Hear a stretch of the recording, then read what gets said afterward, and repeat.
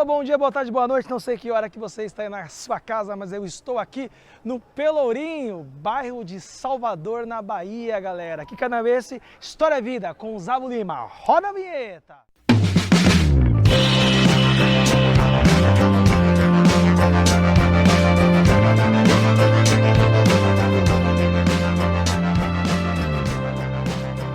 Bom, pessoal, está aqui no Pelourinho, está em Salvador, é respirar história e trazer para vocês, nessa aula de hoje, uma discussão sobre a cultura negra no Brasil e também falar um pouquinho sobre a escravidão, a ideia, do que foi o período colonial e a resistência negra africana. Cultura negra no Brasil, a escravidão e a resistência negra africana. É muito sintomático estar aqui no Pelourinho, pessoal, um bairro onde faz parte da história de Salvador e faz parte da história da Bahia e da história do Brasil.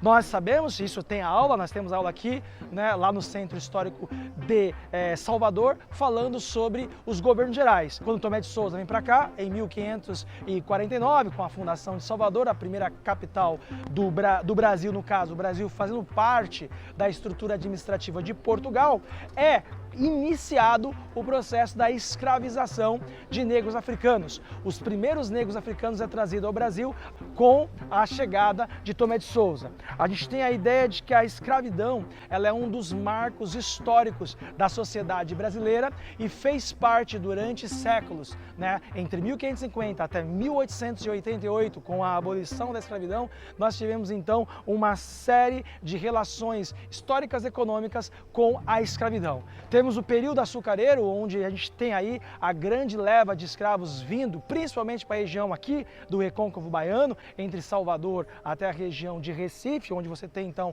a capitania de Pernambuco prosperando através da cana-de-açúcar, e também você tem aí o momento da mineração, onde você tem no século XVIII uma grande leva de escravos que são deslocados para a região onde hoje é Ouro Preto, onde é a região de Minas Gerais, tá? E também, obviamente, que a capital, no Rio de Janeiro, houve muita escravização no século XIX e também escravos que são levados também para a produção de café lá no Rio de Janeiro. Bom, a história da escravidão é relacionado com a história econômica do Brasil, principalmente nas suas fases do que é chamado aí de grandes produções para exportação. O açúcar, a mineração e a produção do café. Mas não só nessas grandes produções foi utilizado a escravidão. A escravidão foi usada como um todo na história do Brasil.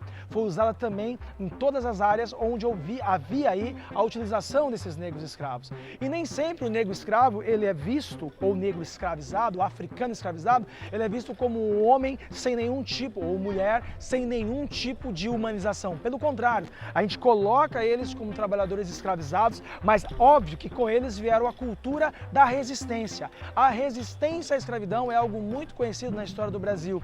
E as produções, a cultura é uma das principais questões relacionadas a essa resistência. Você tem as resistências desde as lutas mesmo, as lutas entre os chamados escravizados contra os seus senhores, contra os capitães de mato, contra a família dos senhores, confrontos armados, confrontos de batalha. E um dos maiores símbolos de resistência é a ideia da luta. E isso, obviamente, que a brutalidade que a escravidão era feita, isso mostra que os senhores também usavam de muita força. Os suplícios de escravos aqui no bairro do Pelourinho, aqui essa região onde nós estamos, o Largo do Pelourinho, é marcado pela ideia do suplício de escravizados.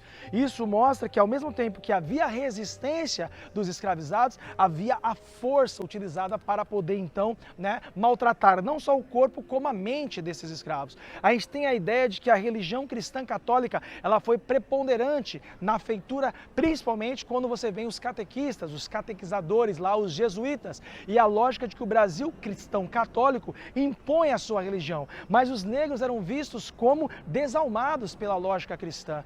E mesmo assim, eles vão se resistindo, porque como você pode dizer que a pessoa é sem alma, se ela tem uma cultura, uma história que veio desde a África para cá? É muito importante, então, as religiões de origem afro. Aqui na região de Salvador tem mais de 3.000 terreiros de religião afrodescendente, candomblé, e a própria Umbanda, que na sua feitura do sincretismo religioso aqui com o catolicismo. catolicismo. Nós estamos num território onde você vê muitas igrejas, mas também muitos terreiros de candomblé, de terreiros de umbanda. Ou seja, a resistência vem também com a religião, a própria religião trazida da África para cá. A luta é simbolizada na capoeira. A capoeira é a grande arte, muito conhecida aí como uma arte de resistência dos negros africanos contra os senhores e contra a opressão. A gente tem também aí a cultura religiosa, a cultura afrodescendente, a chamada religião, e também a sua forma de ser, a sua forma de falar, a sua forma de vestir. Você tem então a ideia de que a cultura também é vista na culinária. Todo mundo já ouviu falar da feijoada, a famosa feijoada, que era vista como restos de comidas da Casa Grande, que os escravos então colocavam com feijão, orelha de porco, joelho de porco, nariz de porco, era o resto da comida e se transformou numa iguaria de origem africana. A gente está aqui na Bahia, em Salvador, a gente vê o acarajé, que é uma comida típica, né, de construção dos africanos aqui. Você tem então a ideia de que a culinária também é uma forma de resistência. Ao passar do tempo, aqui na região onde nós estamos, que é o Pelourinho, até a década de 50 era visto como centro comercial e urbano de uma elite, e você não tinha tantas moradias de baixa renda. Com a decadência dessa região em detrimento de outras partes aqui de Salvador, começou então uma ocupação do bairro por pessoas de baixa renda. Muitos cortiços havia aqui, né? Nós temos aqui uma série de representações de casarões que foram então ocupados por moradias populares, e há uma espécie de degradação desta região. Mas pelo valor simbólico, o valor cultural que havia presente no bairro do Pelourinho, na década de 80 começou um processo de patrimonialização desta região, e em 1985 o Pelourinho é visto como um bairro parte do centro histórico de Salvador, como uma lógica de patrimônio da humanidade por todo o seu valor simbólico, não só arquitetônico, como as várias construções barrocas que nós temos aqui ao entorno, as várias igrejas, mas também pelo patrimônio imaterial. E é nesse ponto que a cultura negra sobressai. O patrimônio imaterial está na música, na dança, na feitura de comidas típicas, na resistência. Aqui nós temos capoeira, o acarajé, as baianas, o ofício das baianas, a produção do acarajé. Tudo isso, pessoal, é chamado de patrimônio imaterial. Não tem materialidade, mas existe um valor extremamente simbólico contido nisso. É nisso que nós conseguimos então pensar que estar aqui no Pelourinho, estar em Salvador, estar na Bahia é respirar uma cultura que está envolvida com o processo de escravidão, a resistência à escravidão e a construção da cultura e da lógica negra africana aqui no Brasil. Por isso então, pessoal, assine nosso canal, clique, compartilha e conhecimento é para ser compartilhado, porque a história é vida. Com Zabo Lima, diretamente do Pelourinho, aqui em Salvador. Até mais, galera. Tchau, tchau.